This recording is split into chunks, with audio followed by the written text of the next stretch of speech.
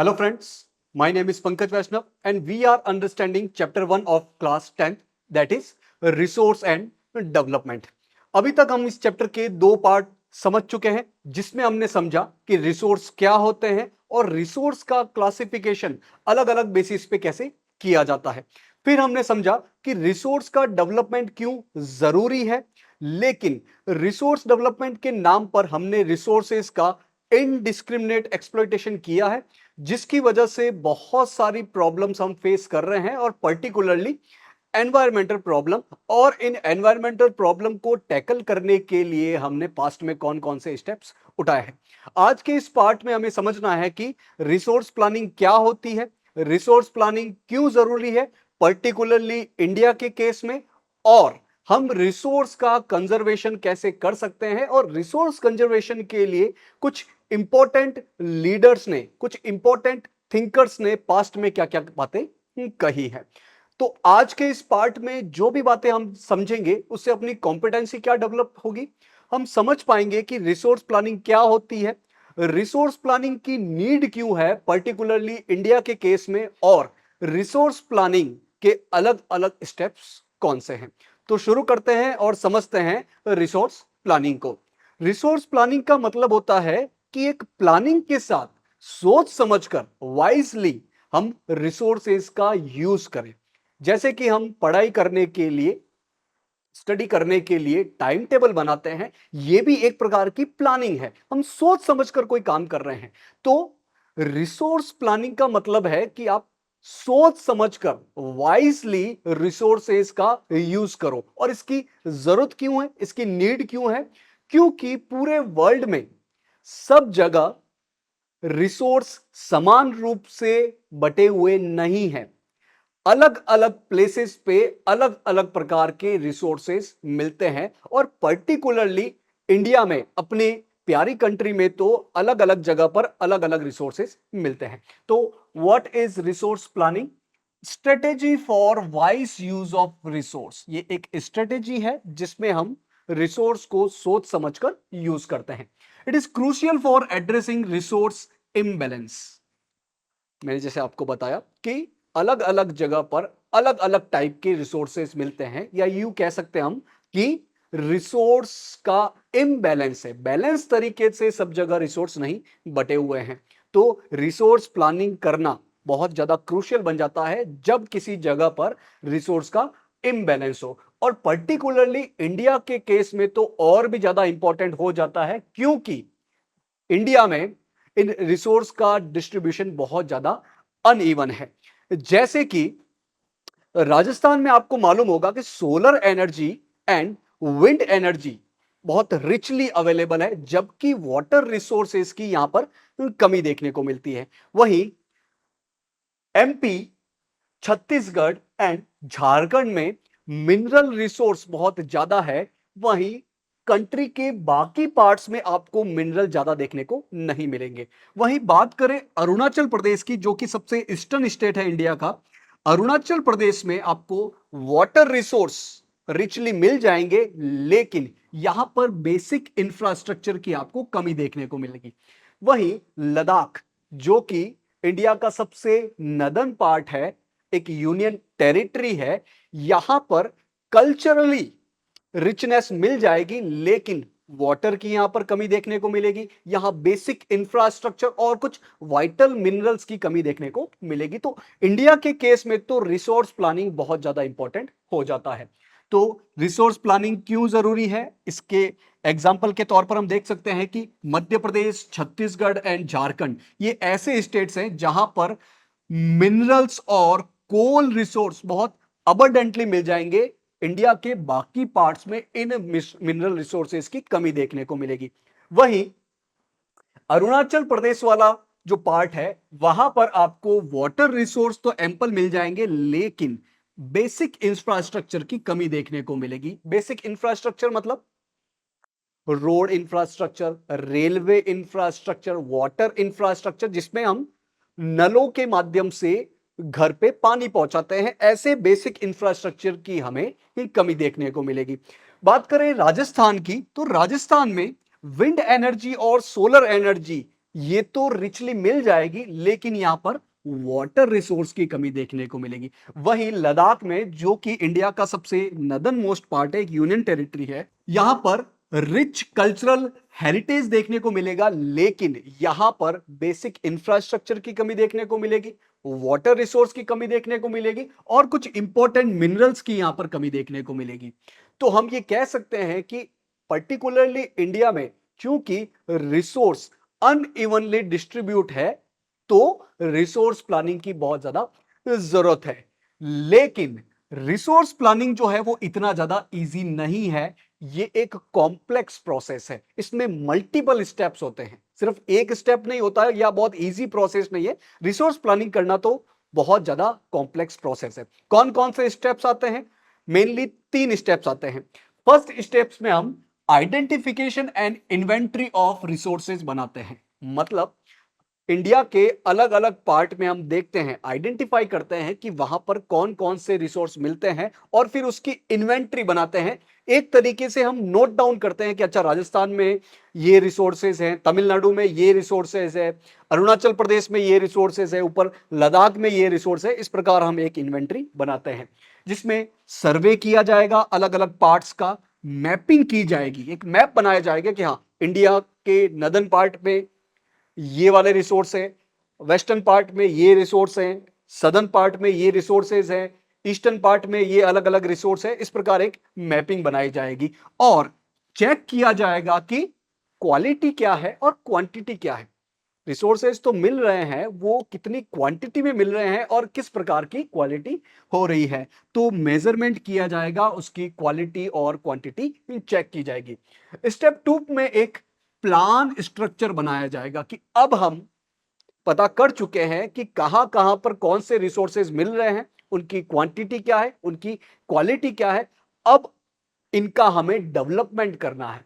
तो इसके लिए टेक्नोलॉजी डेवलप की जाएगी, देखा जाएगी कौन सी टेक्नोलॉजी के हेल्प से हम इन रिसोर्स का डेवलपमेंट कर सकते हैं। साथ ही हमें स्किल्ड पर्संस की जरूरत पड़ेगी, जो लोग बहुत स्किल्ड होते हैं उन लोगों की जरूरत पड़ेगी, ताकि वो इस टेक्नोलॉजी का यूज करके रिसोर्सेज का डेवलपमेंट कर सके। और इस रिसोर्स डेवलपमेंट के प्रोसेस को फास्ट करने के लिए, इकोनॉमिक डेवलपमेंट को फास्ट करने के लिए हमें अलग अलग इंस्टीट्यूशन का फाउंडेशन करना पड़ेगा, अलग अलग इंस्टीट्यूशन का फॉर्म करना पड़ेगा। और तीसरा और सबसे इंपॉर्टेंट स्टेप है कि हम रिसोर्स डेवलपमेंट करते वक्त, रिसोर्स प्लानिंग करते वक्त यह भी देखना पड़ेगा कि क्या ये रिसोर्स प्लानिंग और ये रिसोर्स डेवलपमेंट ओवरऑल इंडिया के डेवलपमेंट प्लान के अकॉर्डिंग है कि नहीं है।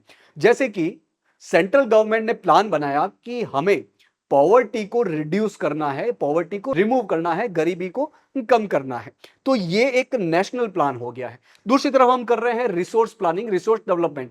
तो रिसोर्स प्लानिंग, रिसोर्स डेवलपमेंट ऐसे हो कि उसकी वजह से हम पॉवर्टी को भी रिड्यूस या रिमूव कर सके। तो थर्ड स्टेप है इसमें matching the resource plan with overall development plan.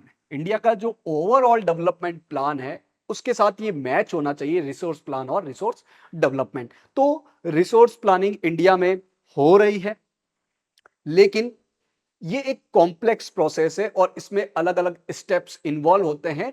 Basically 3 steps होते हैं। हम इंडिपेंडेंस के बाद से ही बड़ी मात्रा में रिसोर्स प्लानिंग कर रहे हैं, रिसोर्स डेवलपमेंट कर रहे हैं।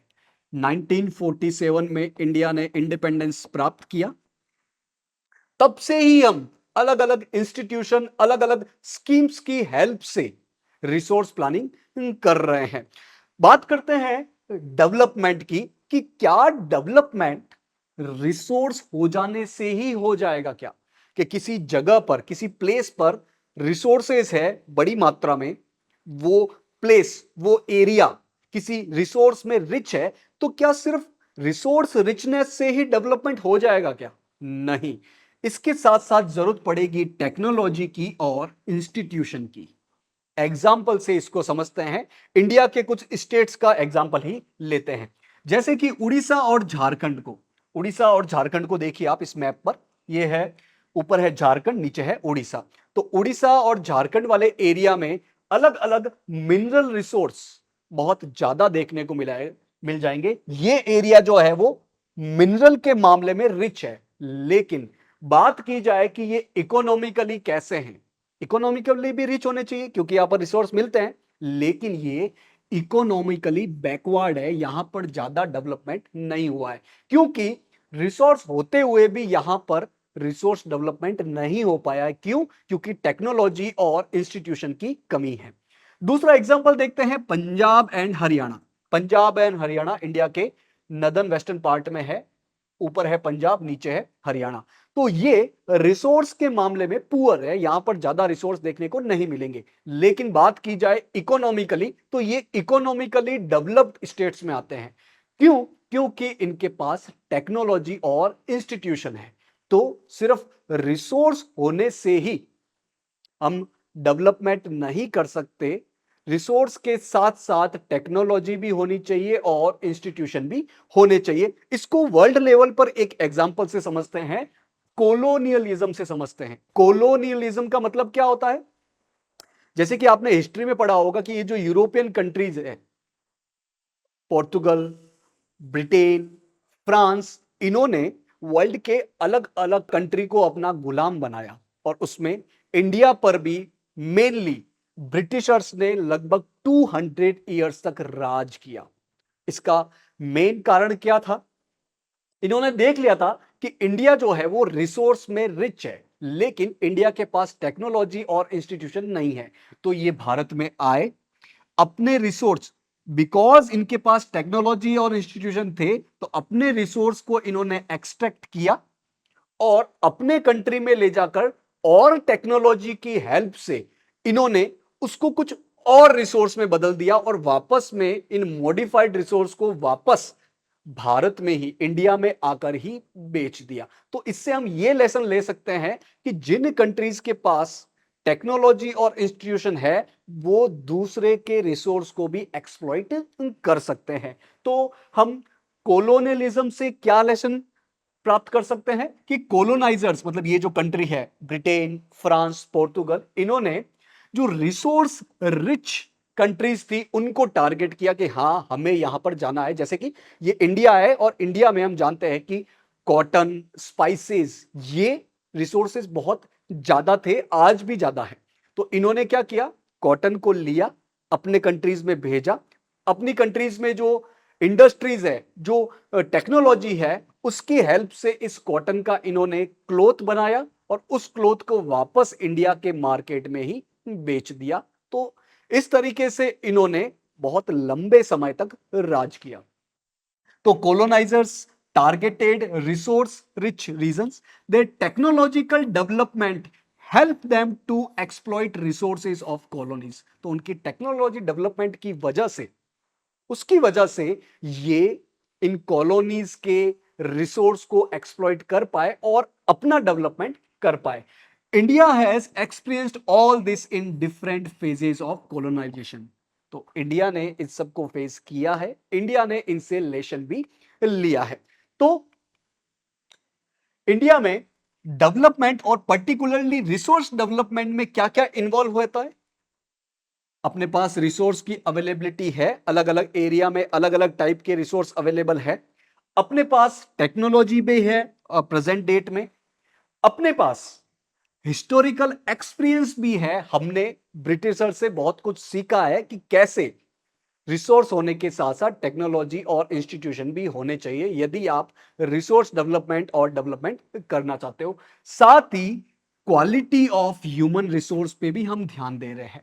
ह्यूमन रिसोर्स का मतलब क्या है? हमने देखा था कि ह्यूमन एक खुद एक रिसोर्स है और इसकी क्वालिटी तब बढ़ सकती है जब हम हेल्थ और एजुकेशन, बेसिकली इन दो चीजों पर ज्यादा इन्वेस्ट करें। तो यदि हेल्थ और एजुकेशनल सर्विस की वजह से ह्यूमन क्वालिटी बढ़ती है तो हम कहेंगे कि ह्यूमन रिसोर्स की क्वालिटी बढ़ रही है। तो इंडिया में डेवलपमेंट और बेसिकली रिसोर्स डेवलपमेंट में ये चार चीजें, ये फोर थिंग्स इन्वॉल्व होती है। अब देखते हैं कंजर्वेशन ऑफ रिसोर्स क्या होता है।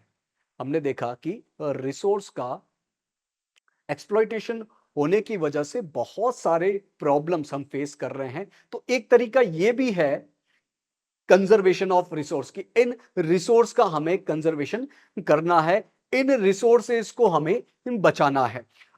तो कंजर्वेशन ऑफ रिसोर्स क्या होता है? हमने देखा था कि resource are vital for human survival and maintaining the quality of life of humans. अगर हम इसका इरेशनल कंजम्पशन करेंगे, इसका हम एक्सप्लॉइटेशन करेंगे, तो हमने देखा था कौन कौन सी प्रॉब्लम हम फेस करते हैं। जैसे कि इन रिसोर्सेज का डिप्लीशन हो रहा है, ये रिसोर्स खत्म हो रहे हैं, सोसाइटी अपनी दो पार्ट में बट रही है, एनवायरमेंटल प्रॉब्लम जैसे कि ग्लोबल वार्मिंग, ओजोन लेयर का depletion, different type of pollution, land degradation, ऐसी बहुत सारी प्रॉब्लम्स हम फेस कर रहे हैं।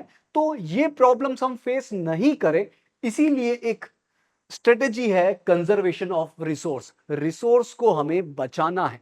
तो कंजर्वेशन ऑफ रिसोर्स के लिए पास्ट में अलग अलग ग्रेट लीडर्स, अलग अलग ग्रेट थिंकर्स ने बहुत सारी बातें कही हैं, जिसमें सबसे इंपॉर्टेंट बात है महात्मा गांधी जी की। वो क्या कहते हैं? वो कहते हैं कि there is enough for everybody's need and not for anybody's greed. वो कहते हैं कि सबकी नीड के लिए अपने पास एनफ रिसोर्स है, इतने रिसोर्स है कि हर व्यक्ति की, हर पर्सन की नीड फुलफिल हो पाएगी। लेकिन किसी भी एक पर्सन की ग्रीड के लिए अपने पास कुछ भी नहीं है।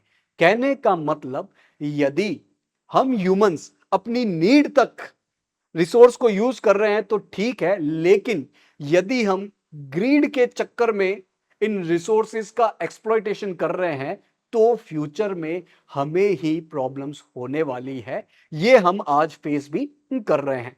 उन्होंने जो ग्रीडी एंड सेल्फिश इंडिविजुअल है और साथ ही मॉडर्न टेक्नोलॉजी की जो एक्सप्लॉइटेटिव नेचर है उसको जिम्मेदार माना, उनको रेस्पॉन्सिबल माना कि इन्हीं की वजह से रिसोर्सेज का एक्सप्लॉइटेशन हो रहा है, रिसोर्सेज का डिप्लीशन हो रहा है। तो he placed the greedy and selfish individuals and exploitative nature of modern technology as the root cause for resource depletion at the global level. तो वो कहते हैं कि ग्लोबल लेवल पर जो रिसोर्स डिप्लीशन हो रहा है और इनकी वजह से जो प्रॉब्लम्स आ रही है, उसके मेनली दो कारण है। एक तो जो कुछ ग्रीडी इंडिविजुअल्स है, जो सेल्फिश इंडिविजुअल है, वो कर रहे हैं ये काम, और दूसरा जो मॉडर्न टेक्नोलॉजी है जो बहुत तेजी से एक्सप्लॉइट कर रही है हर रिसोर्स का, वो भी एक रूट कॉज है। फिर आता है 1968 में क्लब ऑफ रोम। 1968 में क्लब ऑफ रोम ने इंटरनेशनल लेवल पर रिसोर्स कंजर्वेशन के लिए एक सिस्टमैटिक रूप से एडवोकेसी की थी। तो at the international level the club of Rome advocated resource conservation for the first time in a more systematic way. तो अलग अलग जो बॉडीज है, अलग अलग जो लीडर्स है, वो थिंकर्स है, समय समय पर रिसोर्स कंजर्वेशन के लिए स्टेप्स उठाते आए हैं। फिर आता है 1974 में स्मॉल इज ब्यूटीफुल नामक बुक। स्मॉल इज ब्यूटीफुल मतलब थोड़ा ही अच्छा है, कम ही सुंदर है। कहने का मतलब जो नीड है उसी को फुलफिल कर रहे हो आप, वो ही अच्छा है। तो इसके राइटर जो थे वो थे सुमेशर। तो सुमेशर जी ने अपनी इस बुक स्मॉल इज ब्यूटीफुल में जो गांधी जी ने फिलोसॉफी बताई थी कि अपने पास इतने रिसोर्स है कि सभी की नीड फुलफिल हो सकती है, लेकिन किसी एक की भी ग्रीड फुलफिल नहीं हो पाएगी, उसी फिलोसॉफी को इस बुक में वापस रिपीट किया गया। फिर एक इंपॉर्टेंट कमीशन की रिपोर्ट आती है 1987 में। इस कमीशन का नाम था ब्रंटलैंड कमीशन, जो कि 1983 में स्टेब्लिश होता है। और इन्होंने 4 साल बाद, आफ्टर 4 इयर्स, इन्होंने एक रिपोर्ट दी, जिस रिपोर्ट को बोला गया ब्रंटलैंड कमीशन रिपोर्ट। और इसी रिपोर्ट में सबसे पहले जो सस्टेनेबल डेवलपमेंट का कंसेप्ट है वो दिया गया। बाद में इस रिपोर्ट का नाम बदलकर रख दिया गया अवर कॉमन फ्यूचर। तो this report introduce the concept of sustainable development. हमने बात की थी कि सस्टेनेबल डेवलपमेंट क्या होता है? ऐसा डेवलपमेंट जो कि एनवायरमेंट को कोई नुकसान, कोई हार्म ना पहुंचाए, और साथ ही फ्यूचर जनरेशन की नीड का भी ध्यान रखे। तो ये जो सस्टेनेबल डेवलपमेंट का कंसेप्ट है वो सबसे पहले इंट्रोड्यूस करने वाला कौन था? ये Brundtland commission report. It emphasized it as the key to resource conservation. तो इस सस्टेनेबल डेवलपमेंट का जो कंसेप्ट इन्होंने दिया उसमें बोला गया कि हमें रिसोर्स कंजर्वेशन करना है, और यही रिपोर्ट बाद में जाकर पब्लिश होती है एक बुक के रूप में, और उस बुक को बोला गया अवर कॉमन फ्यूचर। इसके 5 ईयर बाद आता है 1992 का अर्थ समिट, जिसको हम फॉर्मली कहते हैं United nation conference on environment and development. इसके बारे में हमने पिछले पार्ट में देखा था कि ये ब्राजील के रियो डी जेनेरियो में होता है, और बेसिकली एनवायरमेंटल प्रॉब्लम से कैसे टैकल करेंगे हम, सोशियो इकोनॉमिक प्रॉब्लम से कैसे टैकल करेंगे, इसकी इसमें बात की गई थी। और इसी में एक इंपॉर्टेंट आउटकम निकल के आता है एजेंडा 21। तो 1992 में होता है अर्थ समिट, कहां पर, ब्राजील के रियो डी जेनेरियो में। It is a major milestone in global resource conservation effort. तो ग्लोबल लेवल पर रिसोर्स कंजर्वेशन के एफर्ट में ये एक इंपॉर्टेंट स्टेप बन जाता है। तो आज की इस सेशन में हमने जो भी पढ़ा उससे हमने क्या लर्निंग आउटकम ली। हमने देखा कि रिसोर्स प्लानिंग क्या होता है, रिसोर्स प्लानिंग क्यों जरूरी है पर्टिकुलरली इंडिया के केस में, और रिसोर्स प्लानिंग के अलग अलग स्टेप्स कौन से हैं। हमने इंडिपेंडेंस से ही रिसोर्स प्लानिंग की है। बाद में हमने देखा कि कैसे हमें रिसोर्सेस का कंजर्वेशन करना है, और रिसोर्स कंजर्वेशन के लिए पास्ट में अलग अलग लीडर्स ने, अलग अलग थिंकर्स ने क्या क्या कहा है, कौन कौन से स्टेप्स उठाए हैं। तो आज के इस सेशन में जो भी हमने पढ़ा उसको हम क्वेश्चन के माध्यम से टेस्ट कर लेते हैं। First question is, what was the significant contribution made by the Brundtland Commission report in 1987? Question पूछ रहा है कि ब्रंटलैंड कमीशन की रिपोर्ट आती है 1987 में, तो इस रिपोर्ट का सिग्निफिकेंट कंट्रीब्यूशन क्या है। Option A is it introduce the concept of mass production. Option B is it introduce the concept of sustainable development. Option C is it promoted industrialization and urbanization. Option D is it advocated for technological advancement. तो हमने देखा था कि Brundtland commission report 1987 में आती है, और इसी रिपोर्ट ने इंट्रोड्यूस किया था the concept of sustainable development. Option number B will be our right answer. Next question, question number 2, which of the following book includes Gandhian philosophy on conservation of resources? Question पूछ रहा है कि इनमें से वो कौन सी बुक है जिसमें Gandhian philosophy based on resource conservation, इसकी बात को रिपीट किया गया। Option A is our common future, option B is small is beautiful, option C is silent spring, option D is none of the above. तो हमने देखा था कि स्मॉल इज ब्यूटीफुल जो कि लिखी थी शुमेशर जी ने, इसी बुक में Gandhian philosophy on resource conservation, इसकी बात को रिपीट किया गया। Option number B will be our right answer. Next question, question number 3, which state in India is very well endowed with solar and wind energy but lacks water resources? Question पूछ रहा है कि India का वो कौन सा state है जहां पर विंड एंड सोलर एनर्जी अच्छी मात्रा में है, वो एरिया एम्पल है इन रिसोर्सेज में, लेकिन यहां पर वाटर रिसोर्स की कमी है। Option A is Jharkhand, option B is Arunachal Pradesh, option C is Rajasthan, and option D is Ladakh.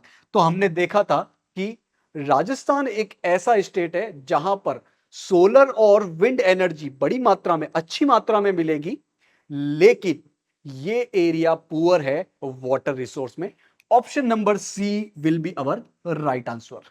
तो इन क्वेश्चन की हेल्प से हमने अपने आप को टेस्ट भी कर लिया है।